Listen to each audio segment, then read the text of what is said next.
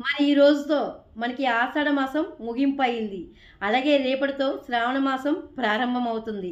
మరి ఈ శ్రావణ మాసం రోజున అంటే 2025 7వ నెల 25వ తారీఖు ఈ రోజున మొదటి రోజు మనకి ఈ సంవత్సరం శుక్రవారంతో ప్రారంభమైంది. మరి ఈ శుక్రవారం రోజున ఎవరైతే బ్రహ్మముహూర్త కాలంలో లేచి తలంటు స్నానం చేసి లక్ష్మీదేవికి ఇష్టమైన బియ్యపు పాయసం చేసి నైవేద్యంగా పెట్టి మందార పువ్వులతో పూజ చేస్తారో మరి వాళ్ళింట లక్ష్మీ కటాక్షం పూర్తిగా ఉంటుంది. అలాగే శ్రావణ మాసం నెలంతా కూడా చేయలేని వారు ఈ ఒక్కరోజు శుక్రవారంతో స్టార్ట్ అయింది మొదటి రోజు, ఈ ఒక్కరోజు బ్రహ్మముహూర్త కాలంలో లేచి ఈ విధంగా గనక చేసినట్లయితే మరి శ్రావణ మాసం నెలంతా కూడా మీరు పూజ చేసినంత ఫలితం కలుగుతుంది.